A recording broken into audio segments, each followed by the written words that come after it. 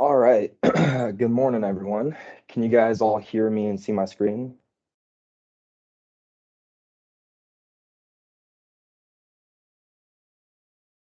Yes. Awesome. Thank you, Zach. All right. Just a reminder that this presentation will be recorded, and I have 10 a.m., so I will go ahead and begin. All right. So my name is Grant Garwalski. I am the grant specialist with the Wisconsin Department of Military Affairs, Office of Emergency Communications. I am Grant the Grant Guy, as many of you know. I was born for the role. Today, we're going to be going over a couple topics. We're going to be going over the FY25 grant announcement, PSAP grant announcement, the application for the FY25 PSAP grant announcement, some application tips, some frequently asked questions, and then we're going to just do a general Q&A for you guys if anyone has any questions. So we're going to hold off all questions till the end. All right, so let's get into it.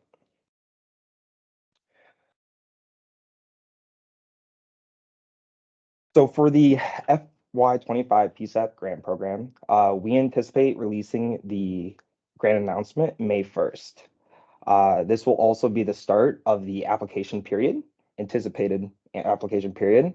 Unlike the years before, we are giving 3 months to fill out the application and submit it from May 1st to August 1st. And then we are 1 second, anticipating. Grant. Yeah. I'm not seeing your screen any longer. I don't know if you stopped sharing or not. Oh, that's odd. All righty. Thanks, Jess. Let me try and get back.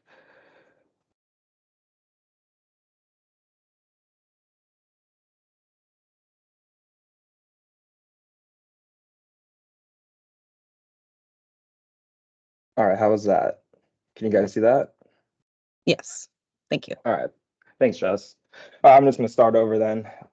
We are anticipating releasing the FY25 PSAP grant announcement May 1st. The anticipated application period will then be May 1st to August 1st, so 3 months. With that in mind, we are then anticipating sending the award letters out by the end of October. This then will follow the December 1st project start date. The funding level for this year is increasing to 18 million. In the 2 years past, it's been 6 million, and we jumped and tripled it to 18 million this year. The local match percentage is going to remain the same at 10%. And this year, there will be no max award amount unless the total amount requested exceeds 18 million, in which case we would then limit each grant award to 750,000 as a max award amount.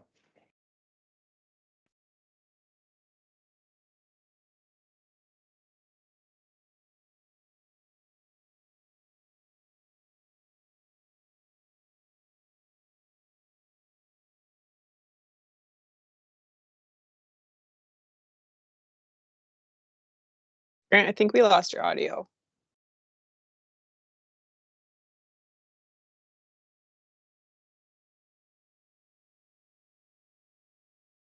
All right. Sorry about that. I don't know what's going on. What did you guys last hear? I think it muted right at the beginning of this slide. All right, then.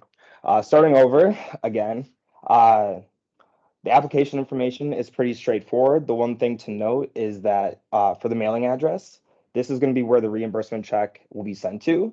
So if you have a PO box, make sure you include that in the mailing address. And if it's the same as your physical address, then you can leave it blank. The main point of contact is going to be the person that's going to sign the quarterly reports. And then the secondary point of contact, it just needs to be different than the main point of contact. And then your signatory official is going to be anyone that can sign on behalf of the agency. And this would include a sheriff, a county administrator, county executive, or the county board chair.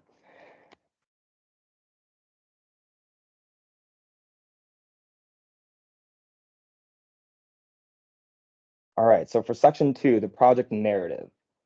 The summary of the projects, we want it to be clear, precise, and organized. Bullet points are your friend. List them: project A, project B, project C, and then go into detail of each of the projects.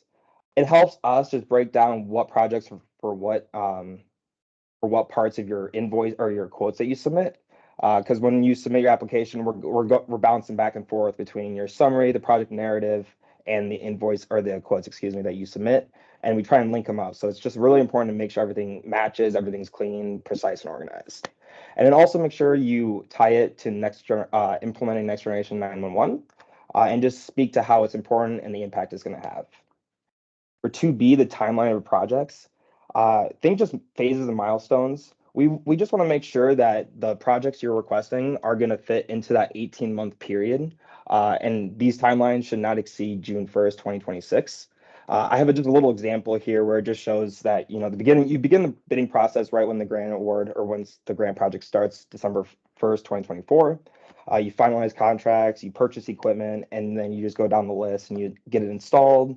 You just train your staff, get all that wrapped up, and then you can submit your closeout once everything is paid for and once all work is completed and all invoices have been paid for. And I have it here as October 2025, but most of you will most likely have your projects going into 2026. But just make sure that nothing goes past June 1st, 2026. No physical work. And for 2C, the GIS coordination, it's just really important to give us a couple sentences updating us on your continued cooperation with the LIO in your county, especially with new projects every year. It's just important to make sure that those connections and everyone knows exactly what's going on in their county. So for one of the main parts of the application, one of the big parts is section 3. It's going to be the proposed budget narrative, or proposed budget and the project or the budget narrative, excuse me. Don't try and squint at this picture right here. I have it zoomed in on some other slides so you guys can see a better detailed explanation of how this should look. But just to recap, for the 3A, the budget narrative, you're going to want to make sure that you list the cost category first. So either the equipment, hardware, and software, advanced training, or consolidation or other services. And then you go A, B, C, D down the list for each of the vendors, for each vendor, and then make sure you reference the quote number as well, and then the quote total. And this is going back to how important it is to make sure everything links up, because when we're checking out the budget to make sure everything's good to go, we're constantly jumping back and forth and comparing it to the quotes that you submit. And so it's really important to make sure that the quotes you submit and the quotes that you list in your application are the same, they match up. And if you have to go through the quotes before you take a picture of them or copy them or fax them over so you can send them to us, if you have to go through the quote and cross stuff off that you're not going to apply for and highlight the stuff that you will apply for, go ahead. Just whatever you do, just try and make sure it's as easy for us to follow as possible, because it just makes our jobs easier and doesn't make any confusion on your end as well. And then after you do the vendor and quote number and the dollar amount, give a little description of what each of these items are going to be for, and then the cost estimation, how it was inferred, how it came to be. For 3B, the budget details, again, just ensure that the quote submitted matches the amount listed in your application. It just makes our job easier. You can kind of see how in the application here, I gave a little blurb about how it should look, vendor and quote number, A, B, C, D, just down the list, and then you do the total at the bottom and then the total towards the right, and that auto-populates. Ensure the quotes are recent. It helps you out because it gives you a better idea of how much it's going to actually cost once everything's said and done. And then make sure to ask for delivery estimate dates for the hardware and equipment. It's going to help you out a lot, especially going back to the project timeline. If you know exactly when stuff should most likely get to your PSAP and installed, and it also holds the vendors more accountable. So going back to how I said I kind of blew it up for you guys. Like I said, cost category is going to be first. You're going to just go down the list: equipment, hardware, and software, advanced training, and then consolidation of other services. And then with each of those cost categories, you just itemize and break it down: vendor and quote number, dollar amount. You do the description, and then the cost estimation. And another new thing this year for the application is the source match. We have a drop-down menu for you to choose from. And then we have an other in case there is something other that you're going to be using that's not listed. And then if you do select other, just make sure you explain it as well in the box below. For the budget details, kind of a blown up image of it again, just so you guys don't have to squint at the screen. Vendor and quote number, again, dollar amount. It's just so much easier when you guys itemize it and list it like this. It's so much easier for us to follow, and it doesn't confuse things, and we're not responding and emailing back to you guys asking for you to clarify a bunch of different quotes for your budget details in your application. And these slides will be sent out after the presentation, so you can use these for reference as well. For section 4, the grant project sustainability plan, just think assurances. We just want to make sure that your county has the means and plan to pay for any expenses that might occur or might happen after this grant program ends. It's not definite. There's no promise of grant funds for next year, or to be awarded, I should say, a grant award for next year. And so it's just important for us to know that you will be able to sustain the expenses if need be. 4B, the operating budget, again, just think assurances. We want to make sure that your operating budget isn't going to be reduced because you get an award. We're looking out for you just to make sure that this is going to be an enhancement to your county and not a replacement for part of your budget. For section 5, the standards compliance certification, just a reminder that these are the standards that were recommended to us by the 911 subcommittee. And they're all pretty straightforward. I do want to kind of point out section or number 11 and 12. For EMD, if you have not implemented EMD or you do not go through a third-party provider, you have 3 years from the start date of your first award, the first time you're awarded a PSAP grant, to implement it. And just for reference, if you applied for EMD in FY23 for the PSAP grant program, you have until January 1st, 2026 to implement those protocols.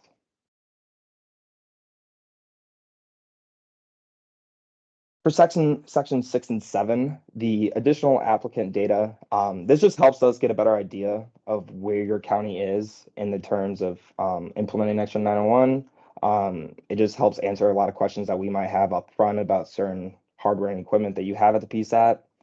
Most of it's pretty similar to what we asked last year in the grant application. The one new thing is, does your agency currently provide text 911 services? And if so, please list the provider. Other than that, this is all same as last year's FY24 grant application. And then for section 7, the authorized signature, again, just make sure it's the signatory official for this, for the award package, the reimbursement, and the application itself. And again, it can be anyone who has the authority to sign on behalf of the agency. All right, so for some application tips. When applying, again, think from the evaluator's perspective, how much easier it'll be because you applying know exactly what your PSAP needs, what your county needs, and what you're applying for, but it might not be as clear to us as it is to you. And so it just helps to be clear, precise, and organized. Give us those bullet points, number the different projects you have, space it out, just so we can know project 1, project 2, project 3 down the list. And then make sure to match your quotes to the numbers you give us in the budget narrative.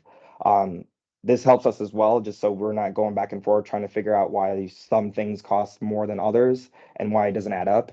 And again, if you need to go into the quotes themselves and just cross off certain things because you think it'll be confusing and you're not applying for something that was included in the quote, just go ahead and do that, or give us a description of why in the budget narrative. Get your contract signed as soon as possible. We've been hearing, especially for CAD, that it could take up to a full year to implement. Have provisions in the contract themselves saying that if the hardware is not delivered to your PSAP, is not installed by a specific date, make sure that the contract becomes null and void. You can sign contracts in anticipation and before you receive a grant award by the end of October. Just make sure you have clearer language in that contract stating that everything is contingent on being awarded PSAP funding. And if not, then the contract is null and void again. And then contractors themselves cannot begin physical work before December 1st, but you can have the contract signed and everything ready, and then the day December 1st rolls around, it can be going. Submit all required documents. One of the big things is don't forget the joint letter between the PSAP and LIO. Last year, a lot of those were forgotten. It's a very simple thing to do, and it should be done. You have the LIO sign the letter, submit it, Make sure it's a new one too, because every year, like I said, the projects are updating. There's new projects, and so it's important to keep the LIO up to date on what's going on this year. And make sure to separate them all in PDF documents. Don't combine them all into one big 40-page document. Have them separated and label them so it's easy for us to go to which ones we need at the time of reviewing the application. And then obviously it includes the application, the quotes, the joint letter, which should be new for FY25, the designated PSAP documentation, which can be used from FY23 or FY24, and then the basic training plan and the COOP plan. So 6 things. This is a snapshot of what the FY25 grant program is going to look like in its entirety. We have here, May 1st to August 1st is the application period. And then you have the award/denial letters are going to be sent out at the end of October, and then the subsequent 5 quarterly reports in increments of every 3 months. And then once the quarter ends, you then have a month after to submit the quarterly report. And that's why it might look like it's off by 1 month to you guys. You have the modification deadline to submit modifications is 3/3/2026. And then the project period ends June 1st, 2026. And then you have 60 days of the closeout period where you can receive final invoices, pay the final invoices, and submit all closeout documentation. So you don't need to submit all documentation by 6/1, but all physical work must be completed by 6/1/2026. And then you have 60 days to pay everything and submit closeout for reimbursement.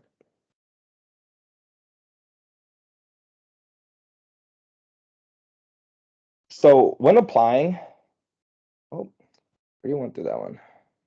There we go. So here's a list of the approved allowable examples. And these are going to be linked in the grant announcement that will be released, anticipated release of May 1st. And then this will also be linked to our website. But here are some previously approved allowable examples. Computer-aided dispatch, call handling equipment, upgrade and refresh, the log recorder, radio and dispatch consoles, some EMD training, SMS to text 911 training, and the list goes on and on. And again, this will be linked in the grant announcement. So for some of the denied unallowable examples, which will also be linked in the grant announcement, the extended hardware warranty, the maintenance beyond 1 year, and support and other services beyond 1 year were the main things that we had to take out of applications last year. So when, again, you're getting those quotes and you're submitting those quotes to us, make sure that nothing goes beyond that 1 year mark, because we're not able to fund it then and it gets tricky and we have to prorate it.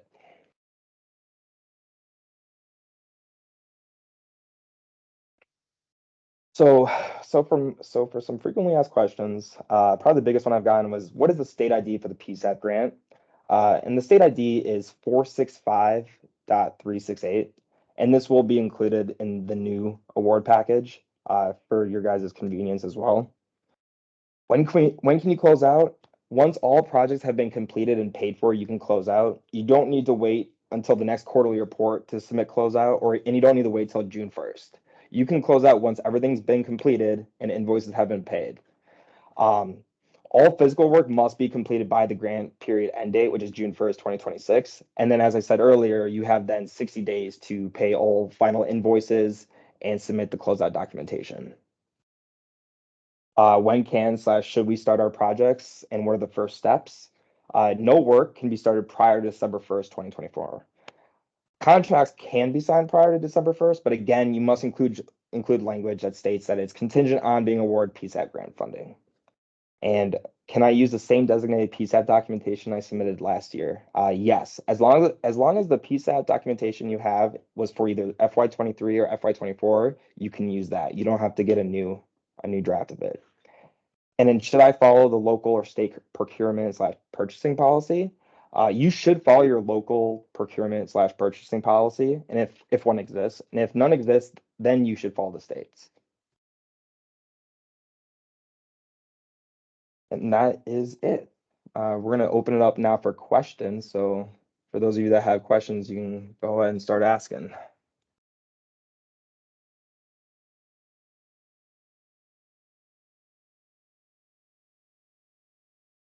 If you want to write in the chat, you can go for that as well.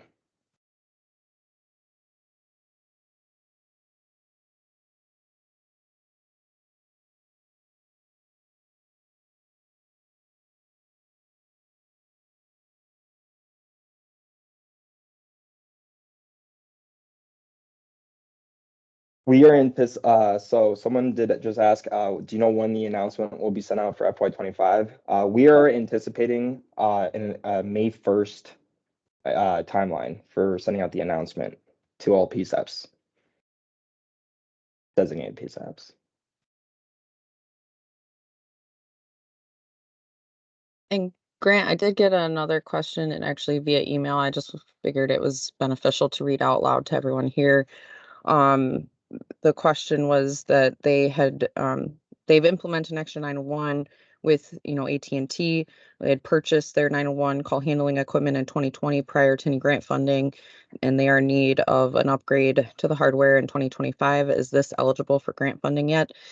Yes, if you've upgraded, even if you've implemented Nextgen 901 either with AT&T or another Nextgen 901 provider, you can still continue to apply for the grant program, especially if your like call handling equipment is at an end of life and in need of a hardware refresh. All of those types of expenses are eligible for grant funds.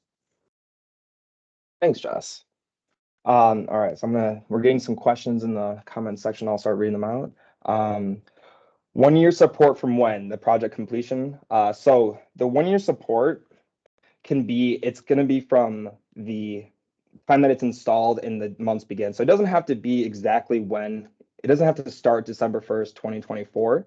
For instance, if you get something installed in October of FY25, and that's when the support for a year starts, and that's okay. So if the project or the support for the projects go past the June 1st deadline, that's okay because it's paid for upfront for 1 year. It just can't go past 1 year because then it gets iffy on exactly when because of the 12 months. So yeah, so hopefully that answers your question, but let's see.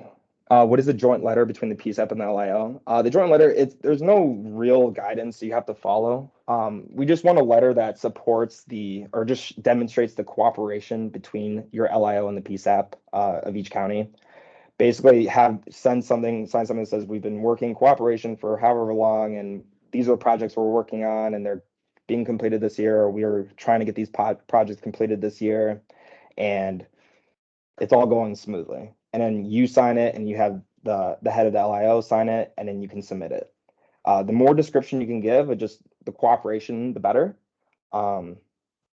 But there's no real script to follow. We don't have a template for that. It's just based on each county's preference on how they want to outline exactly how the LIO or the joint letter between the PSAP and the LIO should look. For training, what would be the best approach to justify conference attendance, statewide or national? I would say the best approach is to link it to Next Generation 911 implementation. Make sure you outline why it's important. Basic training is not allowed. It has to be advanced training. And so it's very important to go above that the training goes above beyond just basic training in some way, and it's linked to Next Generation 911 implementation, that it links how, moving forward with this movement. And so as long as you can link it to that and it's above basic training, it should be good to go. But there are some in the unallowables, you can look and see there are some unallowables that are in there that we're not allowed to fund.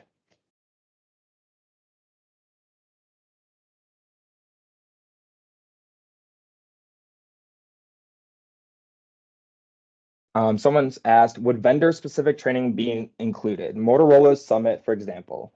Would airfare and hotel stays be valid expenses or only registration fees? So we can't pay for the staff time to attend trainings, but we can pay for the cost of the trainings themselves. Jessica, I might need you to answer exactly the national or the state and national hotel expenses for me. Yeah. I think we draw the line at staff time, so you can pay at the state rate for hotel and meals as well as airfare. And then as far as the vendor specific training, if it's in relation to the hardware and software that you're installing at the center, then it would be eligible. If it's a general, summit where they're introducing new products and things like that, I think that would be difficult to justify how that would be advanced training unless you were specifically installing that type of equipment. Thanks, Jess. Someone asked, are CAD/call handling network cybersecurity risks assessments allowable? I see radio assessments are not, correct. So if we have not identified it in the unallowable list, and let me go back to it really quick here.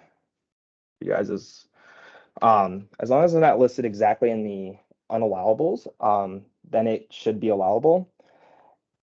And we did have it in years past. We have allowed the cybersecurity risk assessments. It's also predicated on there are free versions that you can go through at the national level, I believe.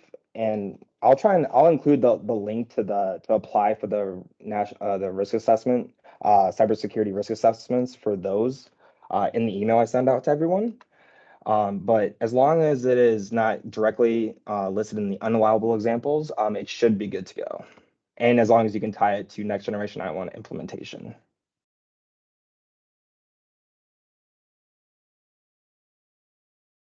All right, I think I'm caught up with the questions.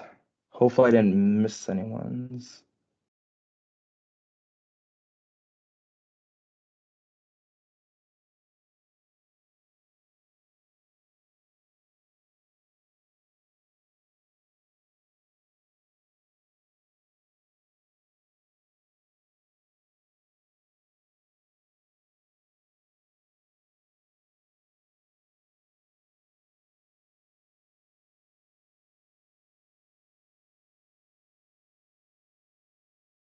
I can give a couple of minutes for questions.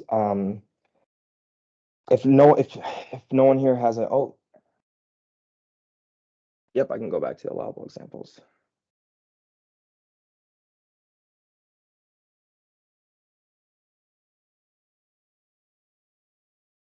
And these aren't, there's more allowable expenses or examples.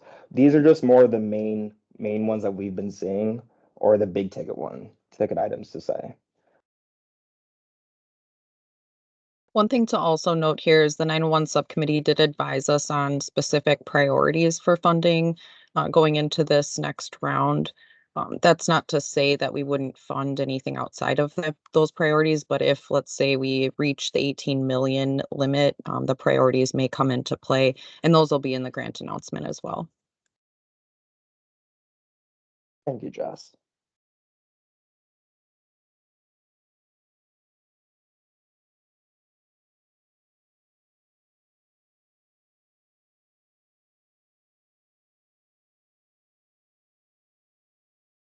So someone asked, can a single agency host an advanced training course and invite other agencies to the event? So you can host a single agency can host advanced training, a training course, but you cannot profit from it. So you can't buy the licensing for however many spots and then charge everyone that goes and make a profit off of it. It has to be then free to everyone that participates or attends. And it has to be it's first come, first serve for the designated PSAPs, and then anyone can attend. If you are looking to host advanced training, go ahead and reach out to us once you apply for it. You can go ahead and reach out to us, and we can walk you through the exact details of how it has to be. But the main thing is you can, but you can't benefit from it. You can't make money off of it. You can only apply, and you can only apply for the registration, the cost of hosting it, that the training course, the cost of it.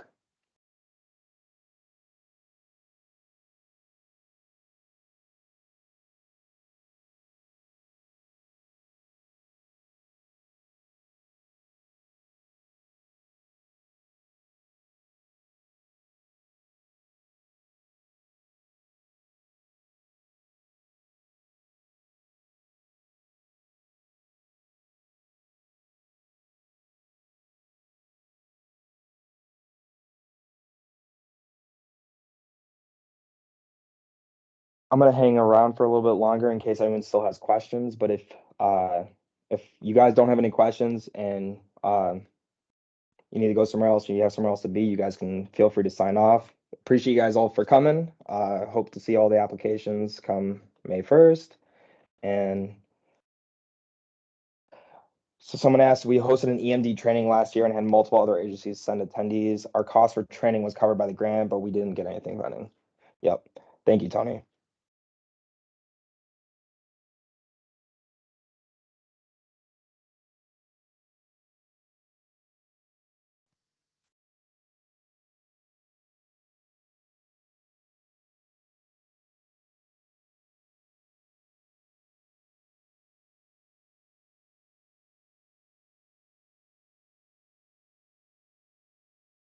Yes, we do have a priority list.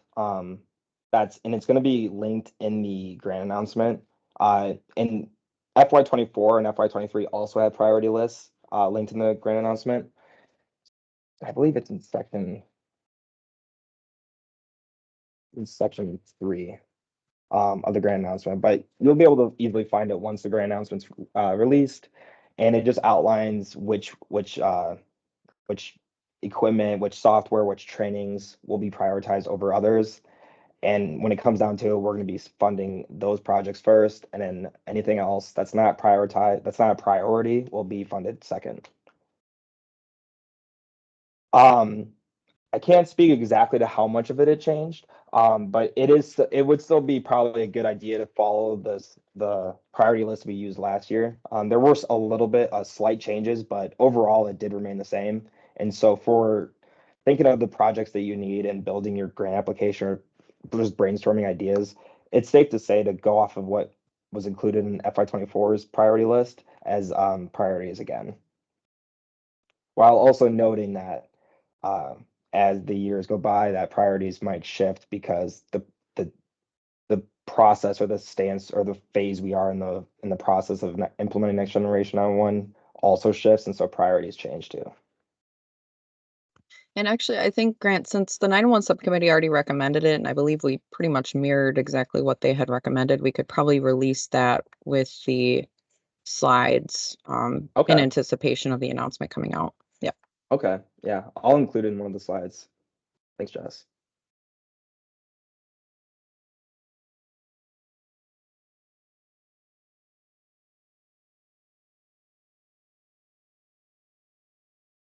So someone asked, will entire projects be judged based on priority or parts/line items of the applications? So when it comes down to it, it's going to be what's necessary for the priorities. So if you request something that's a necessity for the priority, so if we receive 18 million or over 18 million in funds, we will be funding the priorities in each of the applications first and foremost. And then the applications will be scored, and the highest scoring of those applications with those priorities will go first. And then anything that's not a priority will then be scrapped unless for some reason the non-priorities are needed or the priorities need the non-priorities. I can't think of anything off the top of my head, but if there's some training that goes along with the priority, I think it would be safe to say that that training would then be included or lumped in with that priority. But stuff that is not listed as a priority and isn't tied to priorities will then be cut.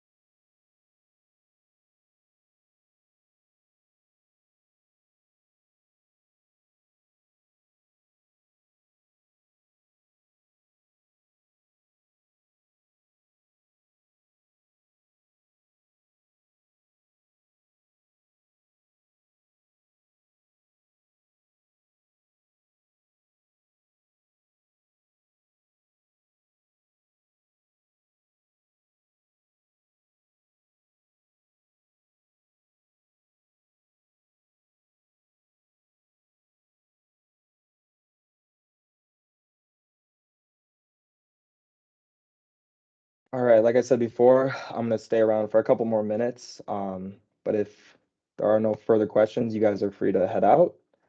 Thank you again for attending, and feel free to reach out to me with any questions you might have leading up to May 1st, and hope to see you guys all apply.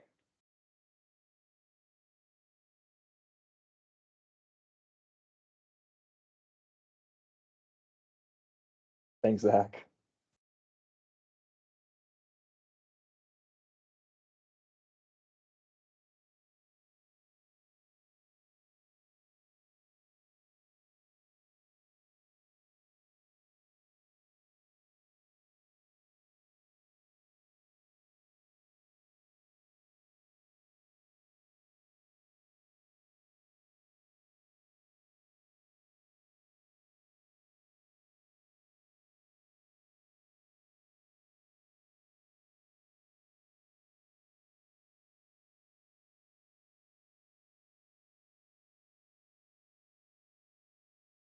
All right, I'm gonna go ahead and stop my sharing and close out. For those of you still here, I really appreciate it again.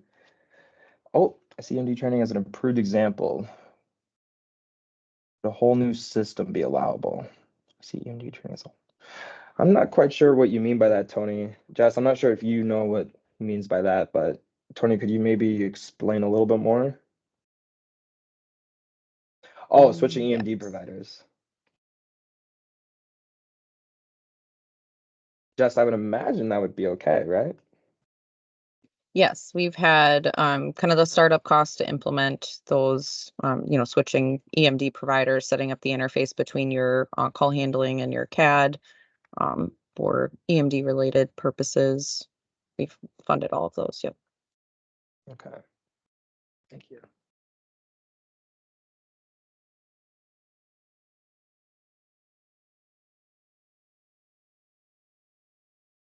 All right, now I will officially close it all out. If you guys have any more questions, feel free to shoot me an email, and thank you for coming.